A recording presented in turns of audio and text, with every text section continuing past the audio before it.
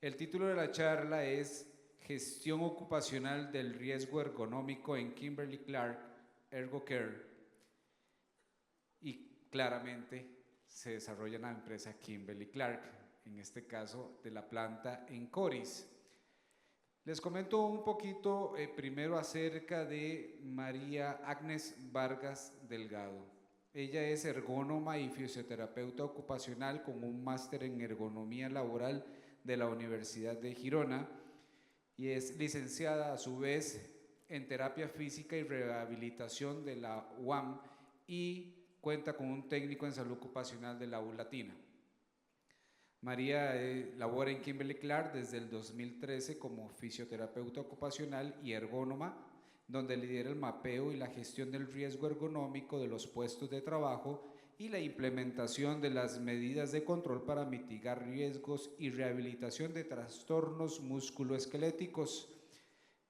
Adicionalmente, fungió como docente en la U Latina y además ha desarrollado pasantías de fisioterapia clínica en empresas como Publimark, Amanco, y también desarrolló en el Hospital La Católica una evaluación de riesgo ergonómico en la movilización de pacientes en el sector de enfermería. Eso con respecto a María Agnes Vargas. A ella la va a estar acompañando Paola Alvarado Monge, doctora en Medicina y Cirugía de la Universidad de Costa Rica. Ella cuenta con estudios como la Maestría en Administración de Servicios de Salud Sostenible de la UNED.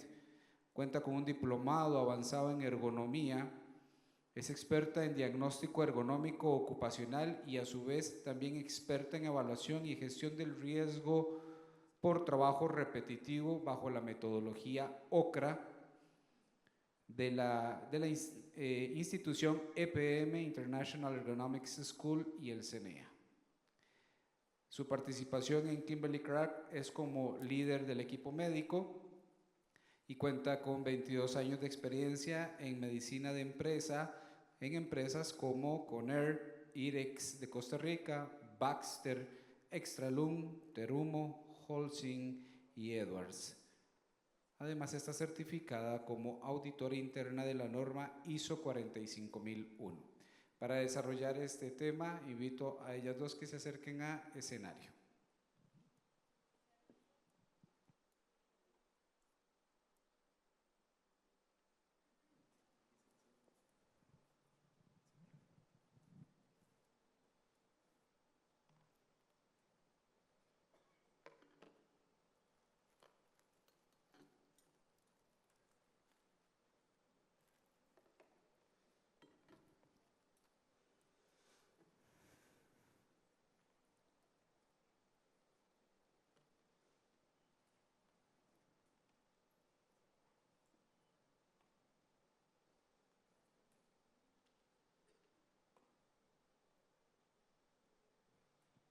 Buenas tardes. Muchas gracias por la invitación. Hoy les vamos a hablar un poquito de cómo realizamos nosotros la gestión del riesgo ergonómico en Kimberly-Clark a través de nuestro programa ErgoCare. Primero vamos a ponerles un poquito en el contexto. En Kimberly-Clark, el área de salud ocupacional, la trabajamos desde dos grandes ramas que trabajamos muy de la mano. El área de seguridad o de safety y el área de salud ocupacional, health, que es el servicio médico.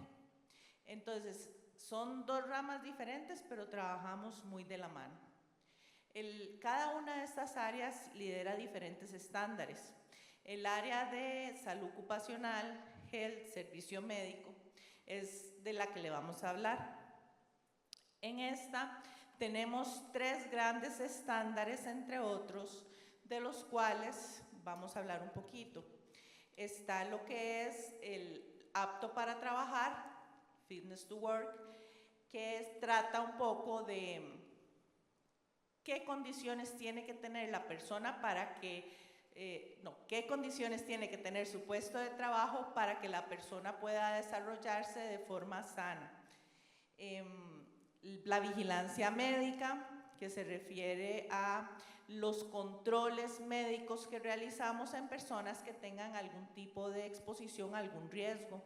Y el estándar de ergonomía, en el cual tratamos de que la persona trabaje en un ambiente seguro, confortable y saludable.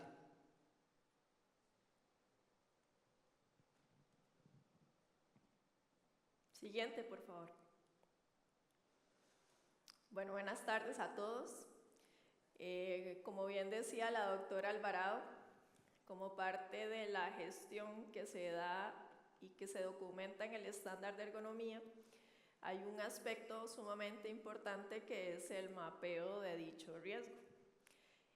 Acá de forma macro están viendo en pantallas cómo hacemos el paso a paso para ir mapeando ese riesgo, cómo lo evaluamos y seguidamente vamos a ver cómo lo gestionamos. En un primer paso, que bueno, casi no se lee, pero lo que dice ahí arriba es inventario de tareas. Es sumamente importante como primer paso y como base de nuestra evaluación conocer qué hace el trabajador, ¿verdad? Ese paso a paso que hace durante su jornada es vital conocerlo para a partir de ahí empezar a desarrollar las otras fases. Este inventario de tareas y la reflexión que quiero comentar con ustedes es que debe ser lo más específico posible para hacer un trabajo minucioso, ¿verdad? No se vale decir que nuestro empacador únicamente empaca, porque no es así, ¿verdad? Siendo realista, este compañero debe abrir la caja, debe meter el producto, debe sellar la caja, debe entarimarlo, debe paletizarlo, debe llevarlo al picking y hace una serie de pasos que a veces se nos va, a veces ni conocemos ni nos damos cuenta y perdemos esa especificidad. Una vez que ya tengo identificada cada una de las tareas que hace el trabajador, seguimos con la identificación de peligros. Esta fase la hacemos a través del instrumento ISO-TR 12295. Este instrumento lo que nos ofrece es una serie de fichas con preguntas específicas para yo conocer si en esa tarea existe algún peligro ergonómico. ¿Y cuáles son los peligros ergonómicos? Pues tenemos 5. Levantamiento de cargas, transporte manual de cargas, movimiento repetitivo, empuje y tracción, postura forzada. Entonces, este instrumento que les mencioné nos da una serie de fichas con preguntas específicas para ver cuáles de estos peligros ergonómicos tengo presente en la tarea. A veces tengo uno nada más, a veces tengo 2, a veces tengo todos, dependiendo de la tarea que hace el trabajador. La siguiente fase es la estimación rápida del riesgo. Esta fase la hacemos igualmente con el instrumento técnico ISO-TR 12295.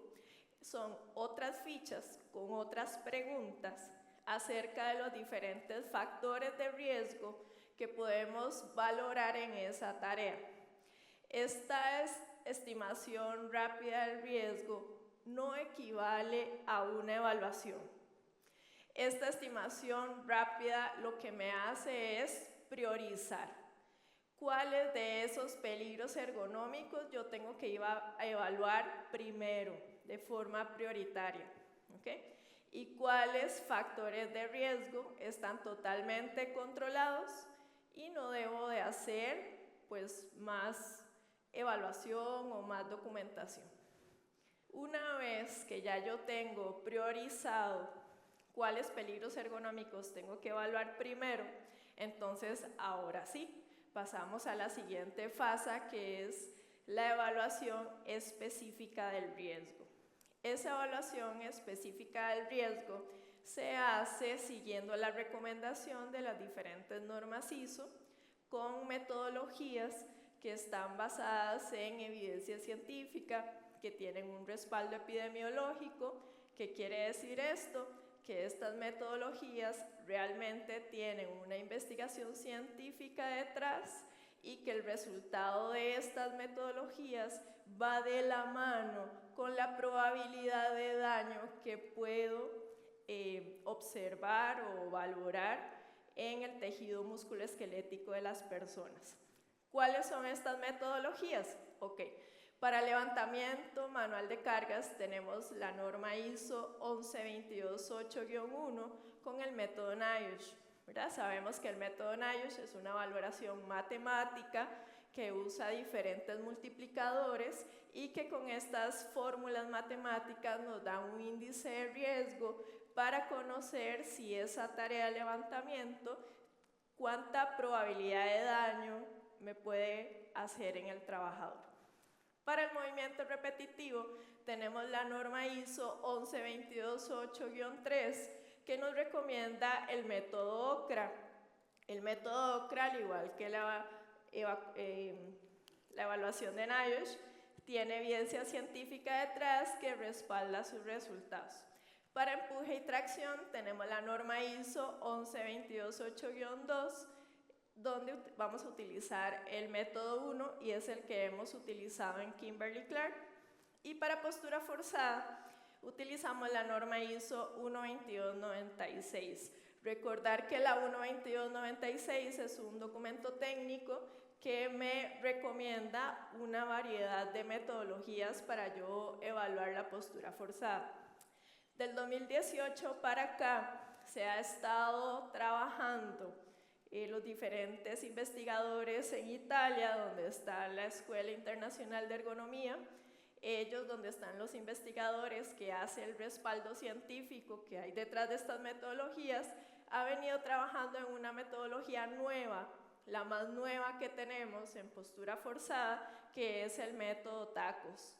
El método TACOS actualmente es la única metodología que contempla una organización del trabajo para decirnos cuál es el riesgo en postura que tiene el trabajador, ¿verdad? Recordemos, y ustedes me dirán si en algún momento han utilizado metodologías que cuando el trabajador está en esta posición ya nos da una calificación altísima porque supera los 90 grados de abducción del hombro, ¿verdad? Y resulta que el trabajador solo hizo esto 1 segundo en toda su jornada laboral, ¿ok? A eso se refiere con organización del trabajo. ¿Cuánto tiempo pasa tu trabajador en X postura? ¿Ese tiempo es suficiente o no para crear un trastorno musculoesquelético? La metodología nos lo dirá, pero actualmente es la única que contempla esa organización del trabajo y es la que utilizamos en Kimberly-Clark. Esto que ustedes ven y que les estoy contando es una forma macro de ver el paso a paso que lo hacemos en Kimberly-Clark. Traemos un ejemplo práctico de un puesto de trabajo real que tenemos en la planta para ir ejemplificando cada una de las fases que estamos viendo. Siguiente, por favor.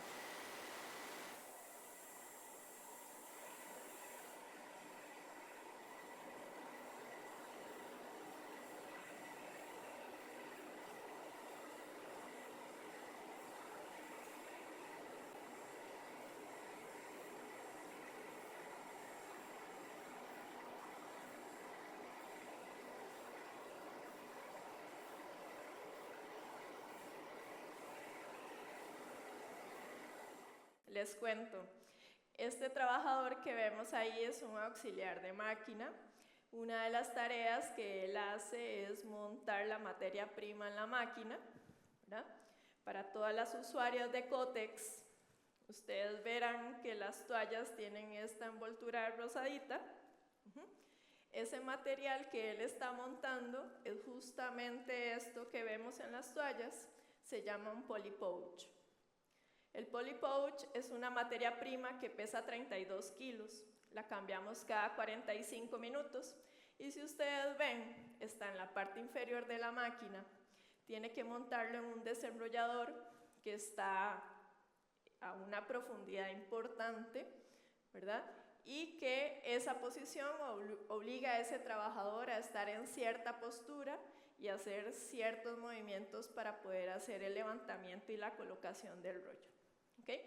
Eso como parte de la primera etapa, que era el inventario de tareas. Montaje de materia prima en el desarrollador.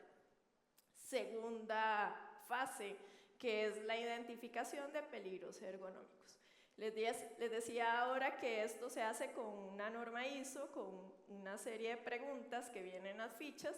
Cuando contestamos las preguntas, podemos identificar que en esta tarea tenemos levantamiento manual de cargas, tenemos empuje y tracción, tenemos movimiento repetitivo y tenemos identificada la postura forzada estática, que la postura forzada que les decía ahora se subdivide en estática y en dinámica.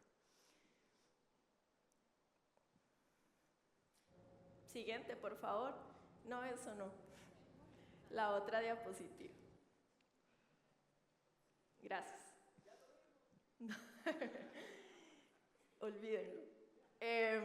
Ok, la siguiente etapa es la estimación rápida del riesgo. Okay, entonces, de igual forma, usamos el instrumento técnico, la 1.2295, con una serie de fichas. Les comentaba que las fichas nos hacen preguntas específicas de qué factores de riesgo puedo encontrar en esas tareas. Esos factores de riesgo al final es lo que me determina si esa tarea puede tener un índice de riesgo alto, leve o puede estar controlado. Al responder esas preguntas tenemos que empuje y tracción y movimiento repetitivo, los factores de riesgo que tenemos en esta tarea específica está controlado, ¿verdad? Tiene un riesgo aceptable. Por lo contrario, me dice que el levantamiento manual de cargas está rojo, tiene un nivel rápido de riesgo que yo tengo que revisar con prioridad. A eso se refiere ese rojo que está en pantalla. Y tenemos también que la postura forzada estática está de color morado.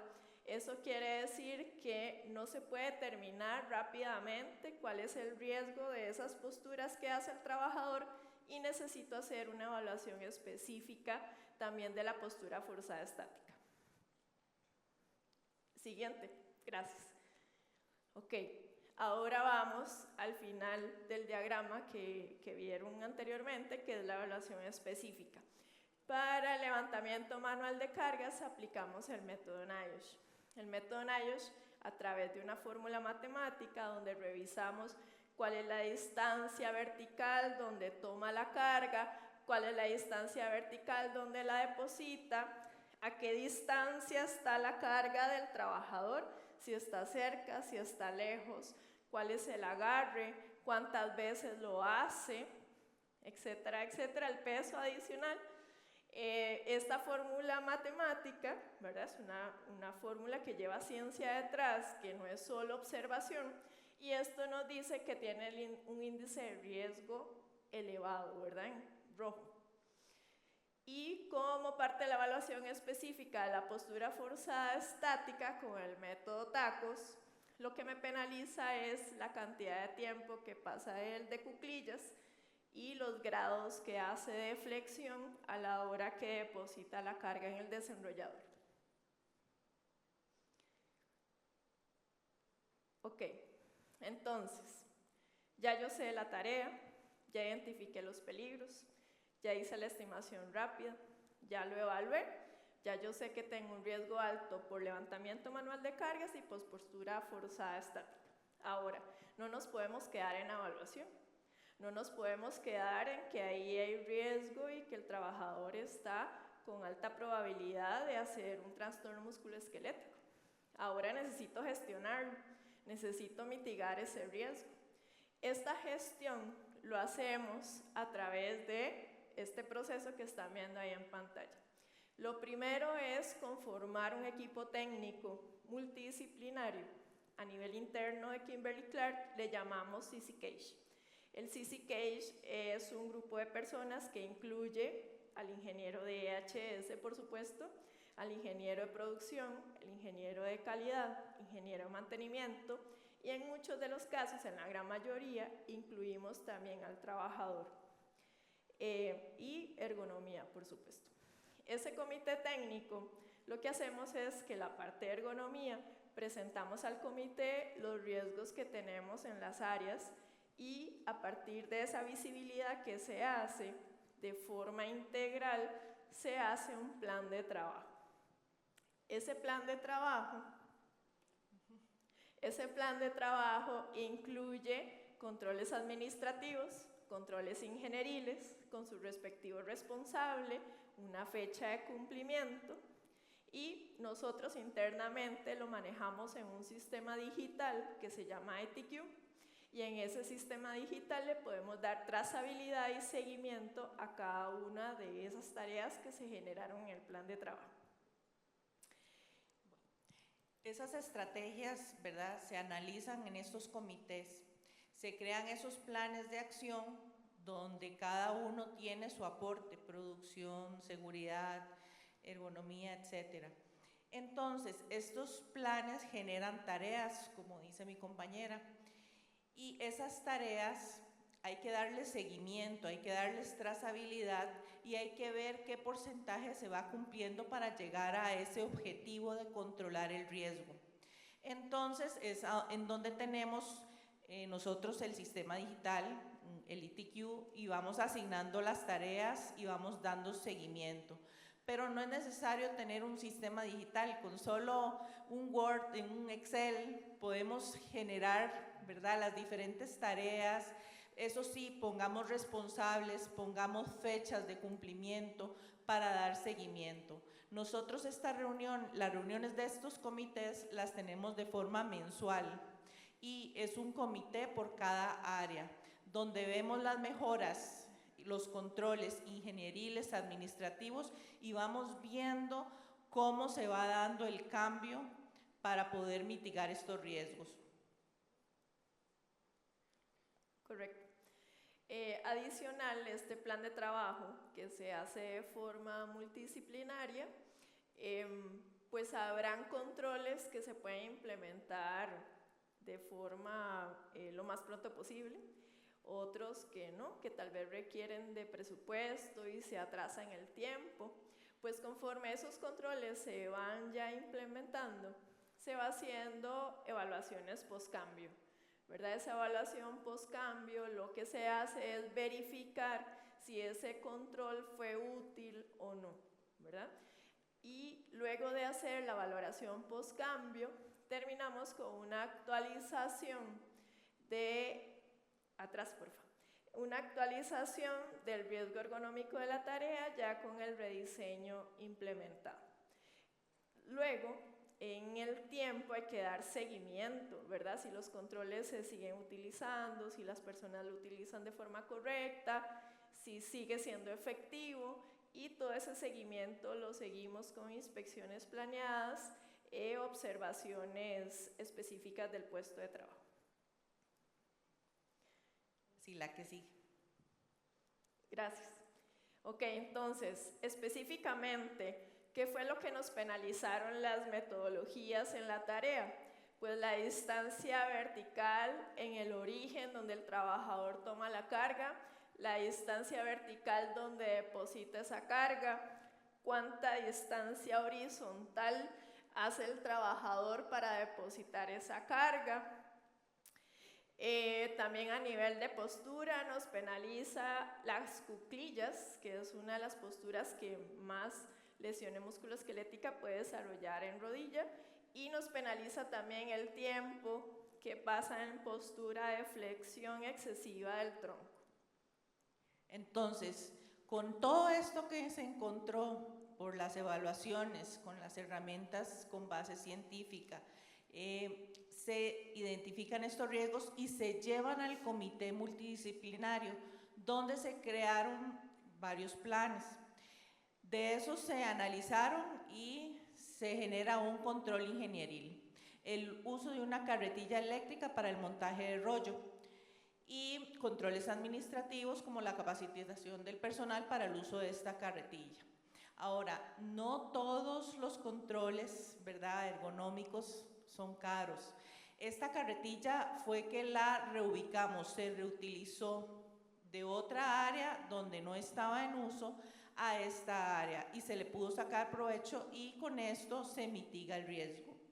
Entonces hay que sacarse la idea de que la ergonomía es cara. Muchas veces con solo trasladar el material más cerca, ponerlo a una altura más alta, ¿verdad? Para acercar el material a la persona, con eso controlamos el riesgo.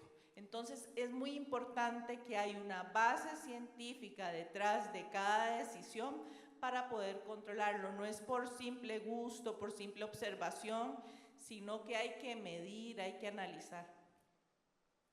Y una vez que se hizo el control con la carretilla, bueno, ahora sí, hay que actualizar el riesgo ergonómico, midiendo otra vez a ver cómo está el riesgo con el cambio.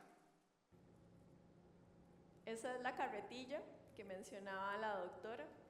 La carretilla estaba en un área de la planta donde se dejó de utilizar y se pudo recuperar para poderla aprovechar.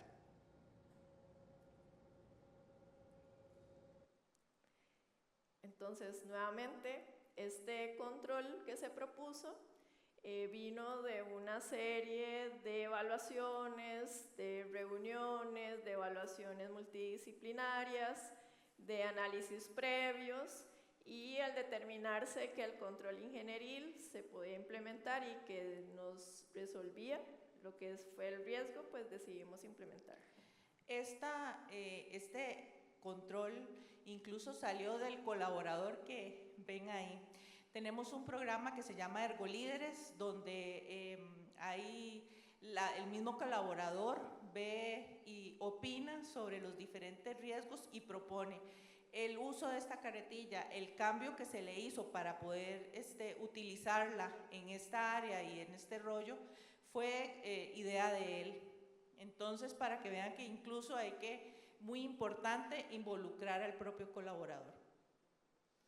Ahora, como parte de las evaluaciones post-cambio, luego del rediseño, vamos a ver cómo nos queda el mapa. Ya sabemos la tarea que debe hacer el auxiliar. A la hora de identificar los peligros, volvemos a aplicar la norma ISO y ahora tenemos que solo tenemos empuje y tracción, movimiento repetitivo y postura forzada dinámica. Siguiente, por favor. Cuando aplicamos la estimación y aplicamos las fichas, nos dicen que los factores de riesgo que tenemos actualmente no significan un riesgo para el colaborador, son factores que están controlados y que lo tenemos en condición aceptable. Muy bien. La siguiente, por favor. Entonces, vean cómo el estándar de ergonomía se relaciona con los otros estándares. Vigilancia médica. Si, por ejemplo, el colaborador llega con algún tipo de trastorno musculoesquelético, entonces, ¿qué vamos a hacer?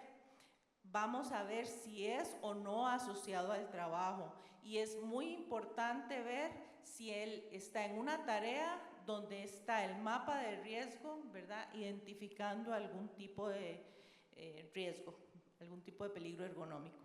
Entonces, ¿está expuesto al riesgo ergonómico? Sí, no. Ya ahí damos un primer paso para la investigación y definir si está asociado o no al trabajo. También con el estándar de apto para trabajar, bueno, en los preempleos ya determinamos si la persona puede ir a un puesto o es mejor colocarlo en otro puesto. Si las personas, por ejemplo, después de una incapacidad, después cuando regresan al trabajo porque se fracturaron o algún cambio en su estado de salud, también las restricciones, las recomendaciones se dan en base a lo que están realizando, al puesto y a los diferentes riesgos a los que se expondría. Los cambios de tareas, los nuevos riesgos, todo esto lo vamos a valorar en el mapa de riesgos y vamos a dar una decisión basada en criterios técnicos, no antojadizo, no pensando en no me parece, creo que mejor no. Todo está basado en los diferentes mapas. Entonces, si hay una persona que tiene algún tipo de lesión, podemos incluso ser tan minuciosos de decirle, bueno, este rollo no, o en esta máquina no, o en esta máquina sí porque tiene teclas, ayudas mecánicas, etcétera. En esta mejor no evitemos esta tarea, va a ocupar apoyo con este rollo en específico. ¿Y todo para qué? Para que la persona vuelva a casa sana, segura y saludable. Como reflexión final, pues el uso de estas metodologías nos da muchas ventajas. Primero, que nos permite tomar decisiones de formas objetivas. Como bien lo decía Walter en la mañana, la importancia de la ciencia detrás de nuestros criterios, ¿verdad? No caer en el subjetivismo. Y lo segundo es que estas metodologías nos permiten la gestión. Ellas mismas nos dicen dónde tenemos que ir a trabajar, si lo que tenemos que corregir es la distancia vertical o la distancia horizontal, o es la repetición, o es el agarre, o es el destino, o es el origen. Ellas mismas nos dicen dónde tenemos que ir a rediseñar para poder mitigar el riesgo y que el trabajador esté seguro, cómodo y saludable.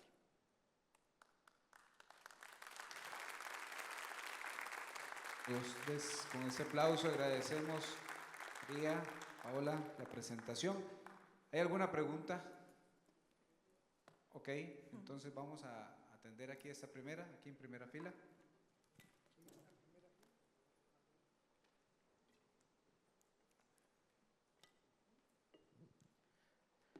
Muchas gracias. Hay que pararse.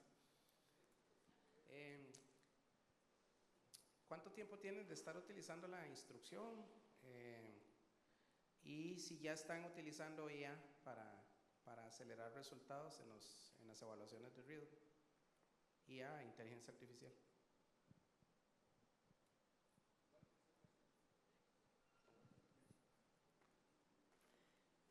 Bueno, el tiempo que tenemos utilizando es aproximadamente unos 3 años. Anteriormente usábamos otras metodologías que tal vez eran más subjetivas, eran más inexactas, y hemos ido evolucionando a una ergonomía más científica, más específica y minuciosa a través de estas nuevas herramientas. Y que si utilizamos actualmente en la empresa no utilizamos inteligencia artificial. Sí. Bueno, felicidades, aquí arriba. Felicidades por el trabajo, se nota que tiene de todo, participación, tiene medición y resultados. Yo tengo un par de dudas que, aprovechando su expertise, cuando estaban haciendo las mediciones con base en ISO, ¿qué tanto lidiaban con el sesgo que puede haber entre las condiciones de altura de una persona a otra en un mismo puesto cuando buscaban esa distancia de la fuente al punto del trabajador, por ejemplo? ¿Les afectaba mucho? ¿Tenían que muestrear mucho o no era tan relevante esa? Y la segunda es si les pasó o consideran que esto podría ser una herramienta válida para integrar personas con discapacidad a puestos ordinarios. Ok, te contesto la primera pregunta. Bueno, en primer lugar, gracias a este tipo de mapas que tenemos, ya por puesto de trabajo tenemos estipulados los requerimientos ergonómicos que se requiere para que una persona pueda estar segura en ese puesto de trabajo. Entonces ya nosotros manejamos un rango de estaturas que sabemos desde antes de contratar a la persona, ya sabemos que no lo vamos a exponer a alguna situación que le vaya a desencadenar. Y adicional, si vos recordás, por ejemplo, el método NIOSH, ellos manejan un rango, ¿verdad? No es específico de 70, por decirte algo, o sea, ellos manejan, ¿verdad?, más o menos, que nos da también ese respaldo de que si tenemos a un trabajador de 1,60 a 1,70, ahí yo puedo tener para el multiplicador, ¿verdad?, en la fórmula matemática. Entonces, por ese lado, ahí estamos bien. Y claro, nos ayuda mucho para poder ubicar al colaborador que tenga algún tipo de discapacidad en el lugar donde mejor pueda desempeñarse. Incluso los cambios o controles ingenieriles, la idea es que sea totalmente inclusivo, que cualquier persona pueda estar en ese puesto.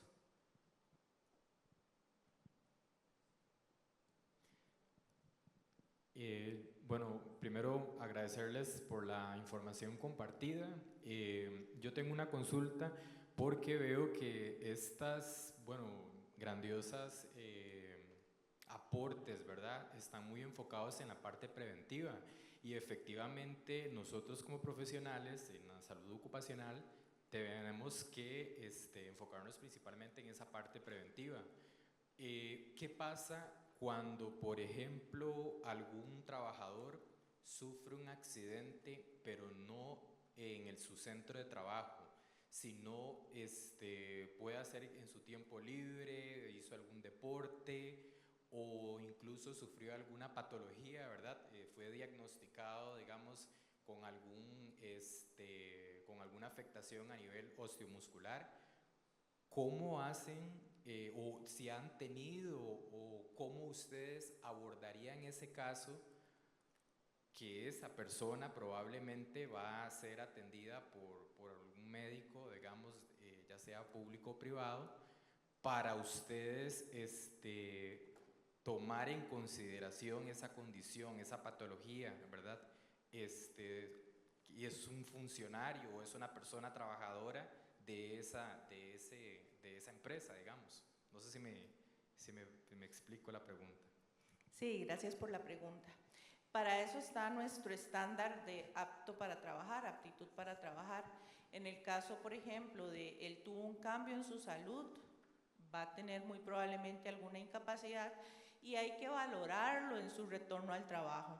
Entonces va a llegar al servicio médico, va a ser valorado, vemos si requiere incluso rehabilitación por nuestra parte y vamos a ir a su puesto de trabajo, vemos el mapa de su tarea, de sus labores y podemos definir qué puede o no puede realizar en este momento y por el tiempo que sea necesario. Entonces se hacen las recomendaciones o las restricciones según lo que encontramos en la evaluación médica.